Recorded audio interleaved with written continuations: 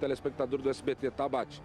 Um compromisso que a gente teve desde o início, preservar, de certo, quanto possível, isso para todo mundo. Nenhum nome foi dado, mas vale dizer que essa história começa por um post, por publicações na rede social que a menina fez, que a esposa fez, que a moça fez. Ela começou dizendo que tinha visto sexo, ela começou dizendo que o marido tinha traído ela, que com funcionário da prefeitura, no horário de expediente, dentro da prefeitura. Então, esse início dessa conversa toda foi de uma publicação da própria mulher que se diz traída ou que estava desconfiando que estava sendo traída. Só para reiterar, eu conversei com um dos lados, porque aqui a gente procura todo mundo, ela não quis falar comigo, desde ontem estamos tentando falar com ela. Ela quer falar com você, ainda bem, o espaço está aberto, tenho certeza, pelo seu profissionalismo, mas a parte do rapaz, do marido, já foi falado, disse que ele não tem nada disso, não teve beijo, não teve nada, né? E a moça que estava com ele, que trabalha com ele, por isso estava dentro do carro, porque estavam voltando uma gravação, ela registrou o boletim de ocorrência por agressão contra essa mulher, contra a esposa, entre aspas, traída, ou achava que estava sendo traída, né? E diz também, nega, que tivesse caso com o cara, que só trabalhava com ele. Eles trabalhavam alguns meses juntos, entraram no início do ano e trabalhavam fazendo o material de divulgação da prefeitura para as redes sociais. Era isso que eu queria te dizer. Ok. A questão é saber se houve mudança de versão e por quê, né? Calma. Tá bravo você? Vou voltar já com você aí para conversar com essa moça, tá? Que quer falar comigo. Olha, atenção, caso Adalberto, uma pessoa foi presa. Nós tivemos essa informação extraoficial, com exclusividade. A Fabíola Corrêa vai nos dizer que prisão é essa, Fabíola, que não era para acontecer e acabou acontecendo pelo jeito. Alô, você. Pois é, né, Bate? A gente logo desconfiou que com essa operação, hoje, 5 endereços aí averiguados, 4 pessoas trazidas para cá, sendo uma delas o principal suspeito, esse lutador de jiu-jitsu, que a gente teria novidades. Então, essas informações preliminares são de que essa prisão aconteceu sim, por isso que a viatura está posicionada estrategicamente aqui fora. Então, ao menos uma dessas pessoas ouvidas não vai voltar para casa, vai direto detida e a gente vai ter, enfim, aí o primeiro preso do caso Adalberto, que foi um caso cheio de reviravoltas, cheio de mistérios e que já toma aí uma investigação de mais de 1 mês e meio. A doutora Ivalda deixou claro que está aqui desde cedinho, que chegou às 6 horas da manhã, um trabalho intenso aqui da Força Tarefa. Ela havia saído da delegacia, voltou há pouco e disse que tem novidades, que ainda não pode falar, mas que tem novidades do caso sim a serem ditas, Bate. Esse homem teria sido preso porque tinha munição ilegal dentro de casa ou ou não tinha porte para uma arma encontrada? Essa é a informação extraoficial? Essa é a informação, Bate. As munições, a gente chegou a ver o momento em que os policiais voltavam com essas apreensões de munições, celulares e notebooks. Com certeza também nesses equipamentos aí, informações imprescindíveis. E a informação de que não apenas munições, mas uma arma também de porte ilegal foi apreendida, Bate. Obrigado, Fabíola. Assim que sair esse homem preso, supostamente preso, né, pela informação extraoficial, você me chama em prioridade total. Atenção, tem a foto já da moça que nos autorizou, é uma fotógrafa renomada, uma fotógrafa, uma das melhores aqui de São Paulo, que infelizmente se viu vítima dessa situação na prefeitura de Mairinque. Uma moça bonita de tudo, rapaz, que está dizendo que quer falar comigo e nós vamos dar esse espaço. Tem essa foto dela aí? Deixa eu ver a foto. É Andressa? É Andressa, doutora? Andressa ou Andressa? Andressa, acho que é Andressa. Não é com 2 Es? Com 2 Es, né? Acho que é com 2 Es. Andressa, não, com 2 S's. A Tanzi que é o sobrenome dela com Z. Deixa eu ver, pode mostrar aqui. Quem é a moça? Olha, gente, que moça linda. Olha. Pode encher a tela, por favor. Olha que moça bonita. Ah, não é possível. Não é possível que ela esteja sendo obrigada a passar por uma situação tão indelicada quanto essa, né? Tão indelicada. E aí, como começaram a circular versões diferentes do que ela diz ter ocorrido, ela pede para falar comigo, né? Ela entrou em contato por meio de uma amiga com a doutora Eliana Passarelli e ela só quer falar comigo, é isso? Só com você. E não falaria com outro repórter, nem com outro apresentador, que seria só com você. Obrigado, Andressa, pela confiança. Eu converso com ela. Vamos ver a reportagem, por favor.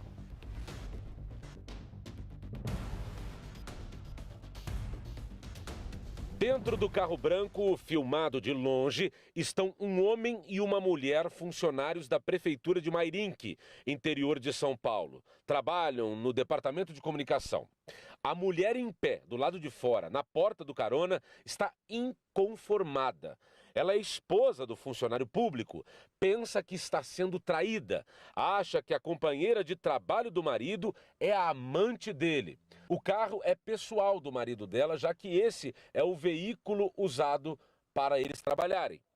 Alterada, a esposa começa a agredir a companheira de trabalho do marido, que está dentro do carro. O flagrante, no estacionamento da Prefeitura de Mairinque, foi feito por um detetive particular contratado pela mulher que pensava estar sendo traída. Por causa da confusão, o marido dela acabou saindo do carro e tentou afastá-la. Pegou a esposa com uma espécie de gravata pelo pescoço. A mulher, então, registrou um boletim de ocorrência por agressão. Os dois servidores que estavam dentro do carro são CCs, cargos comissionados, não são funcionários de carreira, concursados aqui da Prefeitura de Mairinque. Ambos trabalham no Departamento de Comunicação da Prefeitura há aproximadamente 7 meses. Mesmo que sejam CCs, não sejam funcionários efetivos de carreira, vão responder a um processo administrativo interno da Prefeitura. Esse processo administrativo é obrigatório para todos os funcionários de carreira quando cometem alguma irregularidade, mas neste caso eles também vão responder a esse processo. No final desse procedimento, eles podem ser absolvidos, responder a uma advertência, por exemplo, ou até mesmo ser exonerados. Todo mundo tem direito a se defender, até mesmo a pessoa que foi que alegou ter sofrido as agressões. Então, assim, vai ser aberto o procedimento administrativo e nesse procedimento administrativo será escutado todas as partes, né? Os servidores, a pessoa que alegou ser agredida, né? Para assegurar esse direito de defesa a todos. O funcionário da Prefeitura preferiu não se manifestar. Consegui conversar com o advogado dele, que me explicou que o homem se declara inocente, que não houve ato sexual, tampouco beijo, que os dois estavam dentro do carro no estacionamento da Prefeitura, porque tinham acabado de voltar de um serviço e que a esposa fazia tempo que já tinha ciúmes, porque ele sempre trabalhava ao lado da moça, da outra funcionária da Prefeitura. Ele também disse que quem fez as imagens, ficaram sabendo depois, foi um detetive particular contratado pela esposa. Ele também nega que tenha agredido a mulher. O que ele fez, segundo ele, nos falou o advogado, foi tentar contê-la porque ela estava agredindo os dois dentro do carro. Recebemos informações de que os servidores foram gravar um vídeo, né, vídeos institucionais perante o ginásio, e ao retornar para a prefeitura para deixar os equipamentos e pegar seus pertences para poder ir embora, foram abordados, né? E aí aconteceu todas as informações que já estão sendo vinculadas. A funcionária da Prefeitura registrou boletim de ocorrência, disse que foi agredida pela mulher do colega, nega que tenha acontecido um beijo, mas preferiu não falar.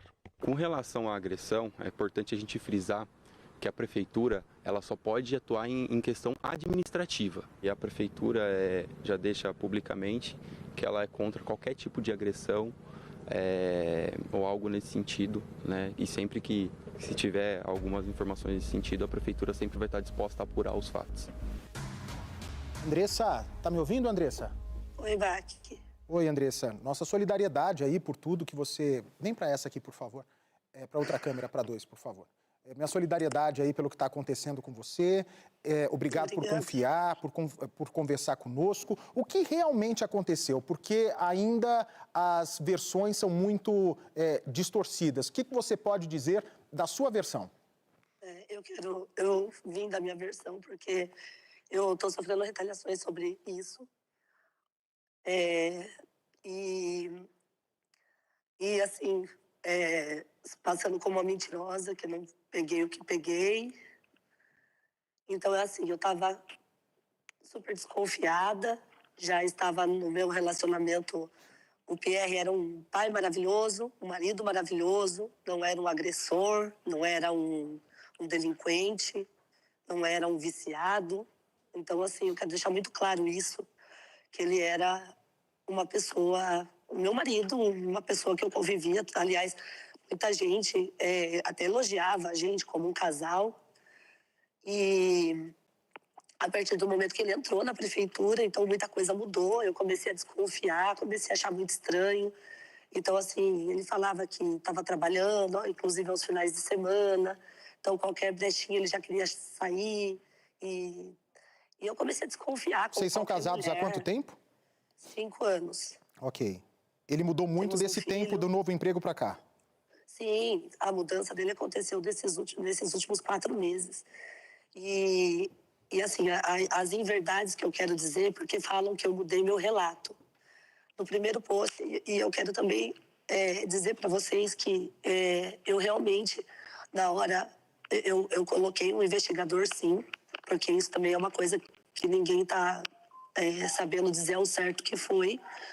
Coloquei porque eu tinha muitas dúvidas, eu já não estava aguentando mais essas desconfianças. Ele mudado, ele estranho, ele indiferente. Então, coloquei, sim, um investigador. Meu intuito em nenhum momento foi prejudicar a prefeitura, não foi envolver nada público, então não foi nesse intuito. Eu só queria saber verdades, eu só queria trazer verdades para que eu pudesse seguir a minha vida ou não, porque eu tenho filhos, então eu estava acabando com a minha sanidade mental, essas dúvidas, essas incertezas. E até desculpa a voz, eu estou muito abalada, eu estou sem dormir, eu estou medicada também, então desculpa o jeito que eu estou falando, eu estou trêmula. E então, assim, meu intuito é alegar assim, que tem muita gente falando assim, o cara é um agressor, ele não era um agressor. E o que me estranhou muito, assim, me surpreendeu muito ali no momento em que eu realmente abordei o carro, porque eu estava dentro do carro do investigador. Eu estava seguindo eles a tarde inteira, em todos os pontos que eles paravam para gravar, eles ficavam por minutos se agarrando no carro. Só depois eles desciam para fazer as gravações deles, em vários pontos públicos da cidade, inclusive. Eu fui suportando, então assim, eu queria ver até onde eles iam e continuei. O detetive não deixou eu abordar eles na rua. E chegou lá, eu falei, bom, acho que eles vão descer, E eles não desciam do carro. E eu não aguentei, eu na hora da explosão ali, eu abri a porta, eu nem saí correndo para poder abordar ali. E eu peguei, a hora que eu abri a porta, os dois estavam aos beijos, agarrados. Eles não estavam em ato sexual, tá? Então isso é uma outra inverdade. Em nenhum momento eu falei que eu peguei o ato sexual, tanto que eu postei. Mas independente disso, é traição, né? Com ato traição, sexual ou não, é traição. E outra, essa confirmação da traição, ela depois veio à tona com pessoas que me trouxeram, tenho provas, tenho tudo, que me trouxeram que isso já vinha acontecendo há meses. Caramba. São pessoas do convívio deles. E as pessoas Então, do assim, trabalho deles sabiam disso? Sabia, era escancarado. Mentira. Sabiam, assim, se essa pessoa que trabalhou junto, que me contou, sabia, então, eu não sei até que ponto, eu sei que pessoas passavam pelo carro, porque eu tenho gravações de outro dia, inclusive no dia anterior, na terça-feira, eu pedi para que ele buscasse o nosso filho na escola, 5h30, nosso filho sai, ele falou que ele pediria uma autorização para poder sair, porque ele estava meio enrolado no trabalho, e eu tenho uma gravação de 20 minutos dele dentro do carro com ela. Meu Deus. Então, assim, a parte que eles falam que eles estavam apenas profissionalmente ali, é tudo em verdade. Então, assim, é tudo em verdade. A parte que todos falam também que ele era um cara super agressor, também é em verdade. Ele só reagiu ali no momento porque eu realmente perdi a minha cabeça, eu perdi o meu controle emocional, eu estava movida pela emoção ali da traição, porque a hora que eu abri a porta, eu vi os dois, assim, se beijando, se abraçando. Então, assim, tanto que eles não me viram se aproximar do carro. Você acha que se eles estivessem realmente sem fazer nada, eles não veriam eu se aproximando? Me diz uma coisa, Andressa. Até eu chegar, eles teriam ouvido, eles teriam visto. É isso que eu ia te perguntar. Enche a tela, por favor, com o flagrante. Cada um está contando uma versão. A tua versão é o quê? Ali é você que recebe o mata-leão dele. Nessa hora, o que fez com que ele explodisse dessa maneira? Então, eu realmente peguei e eu fui para cima dela. Eu não vou negar, Baque, porque isso é um fato. eu perdi o meu controle emocional, eu estava totalmente movida pela raiva, porque, assim, é insuportável você ver uma pessoa que fala que te ama no dia que sai para trabalhar, no mesmo dia da sua traição, da traição que é pega ali, sabe? Fala que te ama, fala que, sabe, eu lutando pela família, em oração, buscando em oração recuperar a minha família. Calma, eu imagino como você esteja, né? Eu tô muito abalada, entendeu? Com tudo isso, porque assim, quando eu postei o meu intuito, não foi repercutir desse jeito. Eu tava muito estressada, eu tava muito nervosa, eu tava tão irada com a situação que eu peguei, eu não pensei 2 vezes, eu queria expor os dois, sabe? Só que depois eu peguei e falei, meu Deus, o que eu tô fazendo? Eu sou uma pessoa conhecida aqui na cidade, eu vou tirar isso. Pessoas próximas, pessoas da igreja falaram, tira isso tá expondo vocês, eu tirei. Então, assim, só que mesmo eu tirando, não deu tempo, sabe? Acho que alguém filmou, acho que alguém deu print, acho que já tinha ido além, não foi minha intenção mesmo. Eu não queria, porque, assim, eu tô sendo tão exposta quanto eles. Eu tô sendo tão... meu nome, minha imagem tá rodando em grupos de WhatsApp, sabe? Eu tô também sendo julgada por muitas pessoas, de vir falar ainda pra mim, entendeu? Então, assim, enfim, assim, eu peguei ali o ato, peguei mesmo, assim, eu fui pra cima dela e ele pegou no meu braço muito forte, eu pedi pra ele soltar, o meu braço tá inclusive roxo, então eu pedi pra ele soltar, falei, me solta, ele falou com muita raiva, assim, defendendo ela mesmo, ele passou por cima dela, abraçou pelo meu pescoço, só que a questão aí é que, assim, todo mundo tá falando, mas isso ele só tava defendendo. Não, Bach, eu acho, assim, até de certa forma, ele estaria até defendendo, sabe? Mas a partir do momento que a pessoa que tava lá me gravando parou de gravar, é porque ele saiu para me socorrer. Todo mundo ali viu.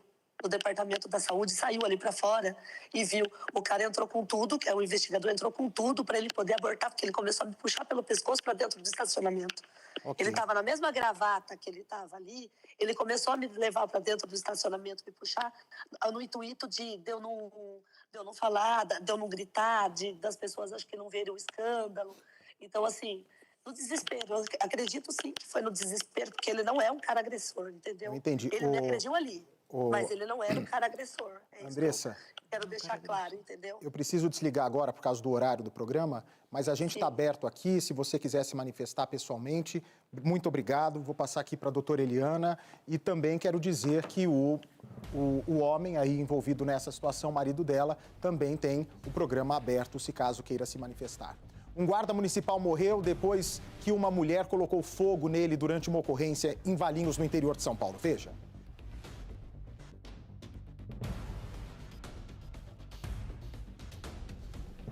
Dos 46 anos de vida de Leandro Pereira da Silva, 25 deles foram defendendo a cidade de Valinhos. Um guarda municipal atuante que vestia a farda com orgulho.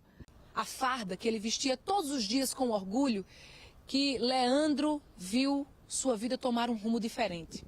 Ele recebeu uma ocorrência aqui dessa casa. Os vizinhos ligaram pedindo o apoio da guarda. Leandro, ao chegar aqui, soube que lá dentro tinha uma mulher que estava agredindo a filha, um adolescente, inclusive ameaçando ela com uma faca, um facão. Leandro, então, com todos os cuidados necessários, entra até a casa.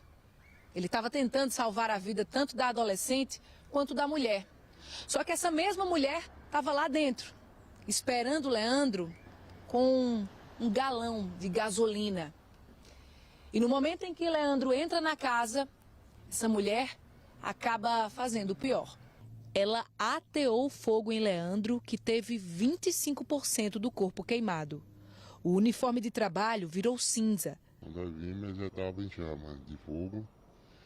E a gente mandou ele tirar o colete, tirou o colete, jogou.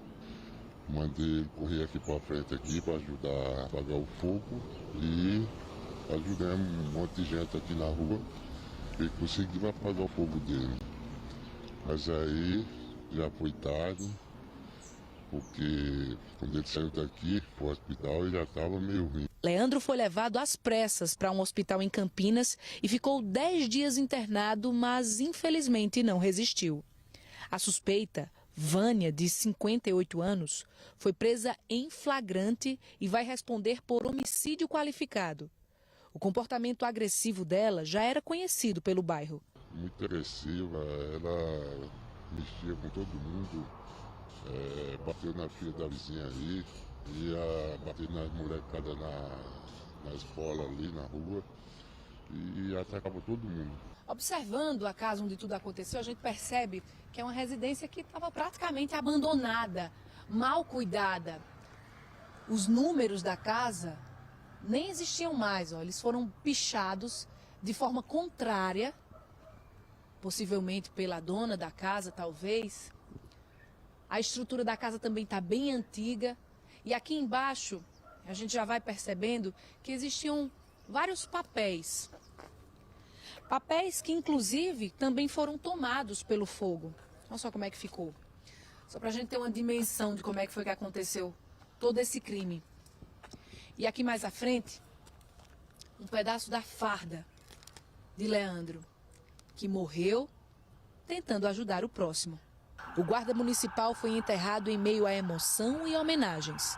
A Prefeitura de Valinhos decretou 3 dias de luto oficial. Nós da segurança pública, a gente trabalha, nós somos capacitados, nós somos treinados a atuar em várias e diversas situações de risco. Mas utilizar produto inflamável e até fogo num ser humano é de muita crueldade. Uma morte sofrida pelos moradores e colegas de farda, que consideram Leandro um herói. Aquele profissional que não tem tempo ruim para ele. Aonde for chamado, quando é convocado, ele estava pronto a servir a sociedade. Vamos agora direto a Brasília falar com Maicon Leão sobre a operação da Polícia Federal contra o ex-presidente Jair Bolsonaro. Vamos atualizar a situação agora. É você direto. Alô, você, boa tarde.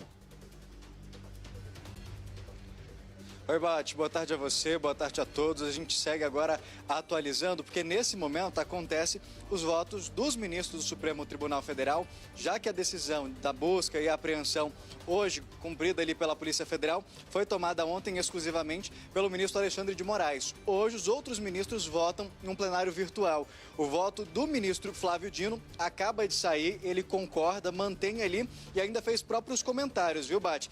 Ele disse que essa coação ali do ex-presidente Jair Bolsonaro de tentar obstruir a justiça acontece de uma forma inédita. Abre aspas, ele fala do sequestro da economia de uma nação, ameaçando empresas e empregos, visando exigir que o Supremo Tribunal Federal pague o resgate, arquivando um processo judicial instaurado a pedido da Procuradoria-Geral da República. Bate, para você que está chegando agora, Brasília acordou ali numa movimentação com agentes da Polícia Federal cumprindo mandados de busca e apreensão aqui na sede do Partido Liberal, o PL, onde nós estamos agora, no escritório do ex-presidente Jair Bolsonaro e também na casa do ex-presidente. Entre as ordens da Justiça de hoje, tinha também a colocação da tornozeleira eletrônica em Jair Bolsonaro para que ele passe a ser monitorado ali pela Justiça. Ele não pode sair de casa a partir das 19 horas de hoje, como se trata de uma sexta-feira, Bate, ele só vai poder voltar a sair a partir das 6 horas da manhã de segunda-feira. Entre as obstruções que ele vai ter a partir de agora, tem o uso das redes sociais, ele não pode mais usar as redes sociais, não pode conversar com o filho Eduardo Bolsonaro, que está nos Estados Unidos, e também não pode manter contato com autoridades estrangeiras, nem se aproximar de embaixadas e consulados. Isso porque, Bate, as embaixadas, elas funcionam como uma extensão do país aqui no Brasil. Em Brasília, propriamente dito, nós temos várias embaixadas e caso aconteça, por exemplo, de acontecer um mandado de prisão e ele procurar abrigo em uma dessas embaixadas, lá dentro é a responsabilidade do território e pode ser que, por exemplo, se ele procurasse abrigo na Embaixada dos Estados Unidos, essa ordem não fosse cumprida lá dentro. Então, para evitar uma situação como essa, que ele está proibido de manter contato com autoridades estrangeiras se aproximar das embaixadas e consulados. Nesse momento, ele está aqui no Partido Liberal, na sede do PL, falou com a gente no início da manhã, disse que essas medidas, inclusive, Bate, são uma forma de humilhação, já que ele vinha cumprindo ali com os requisitos, ajudando nas investigações e que não deu nenhum motivo para que isso acontecesse. Ele segue aqui no PL, diz que vai cumprir a agenda dessa sexta-feira normalmente, mas essa agenda só deve seguir até às 7 da noite, já que até segunda-feira ele vai ser obrigado a permanecer em casa. De Brasília, Michael Leão para Alô Você, Bate. Ô, Michael, me fala uma coisa, esse julgamento termina hoje ou vai até segunda-feira? E me confirma também se a turma que está... Divide aqui, por favor. Se a turma que está... Dividir a tela, por favor, gente, com o Michael, por favor. Se a turma que está no julgamento é composta por Alexandre de Moraes, que é o relator do processo, o Flávio Dino, Luiz Fux, Carmen Lúcia e Cristiano Zanin. É isso? Esses são os ministros que vão julgar. Portanto, já teria a maioria, mas esse julgamento termina hoje? Bate, a expectativa é que sim, ele foi marcado para começar ali por volta de meio-dia. A gente está agora já, depois da 1h da tarde, já tem esse primeiro voto ali do Flávio Dino. A gente espera que até o fim do dia tenha essa definição, que todos os ministros tenham votado. Mas a tendência, informação ali de bastidor, é que sim, os ministros vão manter essa decisão ali do Alexandre de Moraes. Do ministro Alexandre de Moraes. Ok, vamos ouvir o que Bolsonaro falou há pouco. Vamos lá. Eu não posso falar com o Eduardo mais, tá? Qual crime ele está cometendo nos Estados Unidos?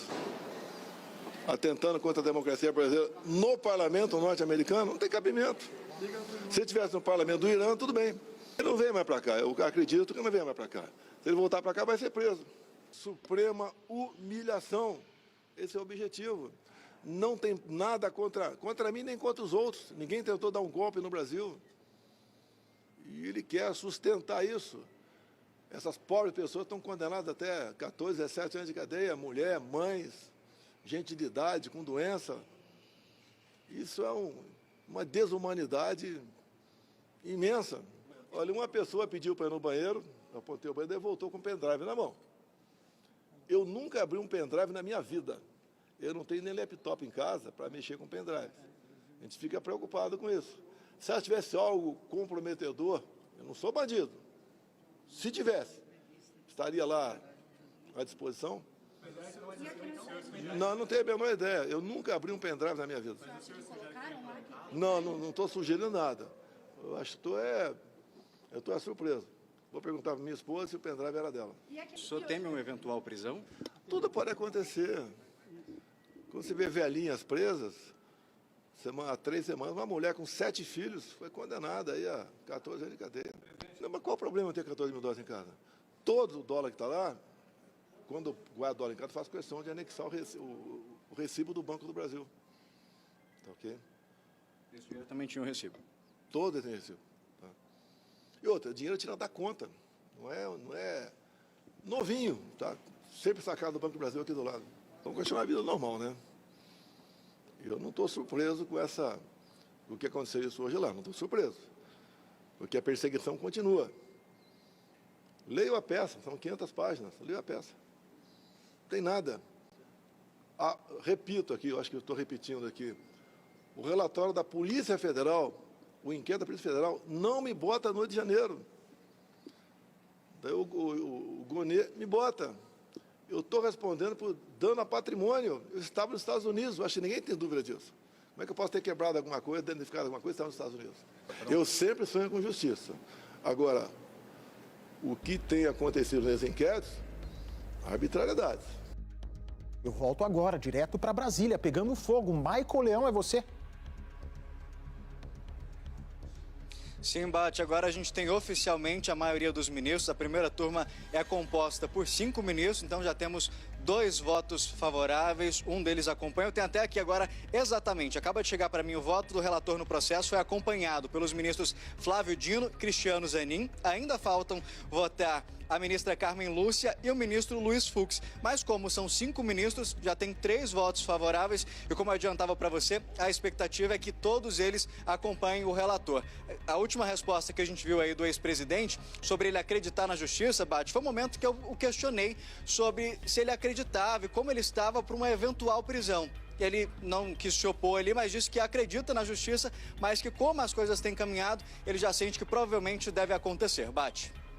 Eu converso agora aqui com o nosso cientista político, Bruno. Bruno, a reação do Trump, se continuar no ritmo que estava, promete ser uma reação dura contra o Brasil. Vamos ver agora qual vai ser o parâmetro agora que o Trump vai usar e para quanto vai aumentar a tarifa, o que vai fazer, além da pergunta que você havia me feito, Bate, se um presidente da República dos Estados Unidos poderia impedir um estrangeiro, ele pode fazer, o Congresso até pode reformar, mas aí tem que votar uma lei e tudo mais. Tem a lei Magnitsky, que é uma lei que pode ser usada contra estrangeiro, impedindo esse estrangeiro de entrar no país e congelando bens que esse estrangeiro tiver no país, no caso dos Estados Unidos. Então, assim, o governo americano, o Congresso americano tem meios de punir o ministro do Supremo, por exemplo. Agora, essa história toda é um sintoma muito grave de um problema já antigo da nossa República, infelizmente. Instabilidade política é uma tradição infeliz da República Brasileira. Essa é a fama da América do Sul inteira, né? Quer dizer, o Brasil tem uma coisa particular. Há muitos anos aqui essa confusão política aqui na América do Sul, mas no Brasil, desde o início da República, no 15 de novembro de 1889, que começa com um golpe militar, não podemos nos esquecer disso. Então a República é inaugurada com um golpe militar. Então foi uma sucessão de golpes. Nós estamos na 6ª Constituição no país, quer dizer, para um período de 130 anos, é um período muito curto. E a gente está vendo agora, como eu falei, esse protagonismo político inaceitável do Supremo, junto com 2 forças políticas, uma representada pelo Lula e uma representada pelo Bolsonaro, que no fim das contas parece que só estão interessadas nesse embate em preservação de poder do que nas consequências do país. Muitos atribuem esse tarifaço que vai prejudicar o Brasil a Bolsonaro e família. O próprio Trump nomeou, né? O próprio Trump usou o nome do Bolsonaro para justificar. Ao mesmo tempo, esse tarifaço também, se não for contido, vai provocar desemprego. E está na mão do governo brasileiro desarmar essa bomba. Se não desfizer essa bomba, vai aumentar desemprego no Brasil? Bom, em determinados segmentos, esse desemprego ele já pode acontecer a partir do momento em que essas tarifas entrarem em vigor, porque as empresas não vão ter como sustentar uma tarifa como essa num período de tempo muito longo. As empresas, dependendo do segmento, rochas ornamentais, como eu citei, laranja, que tem aqui em São Paulo, não tem caixa para ficar muito tempo, dependendo da dependência que essas empresas tiverem em relação à exportação para os Estados Unidos.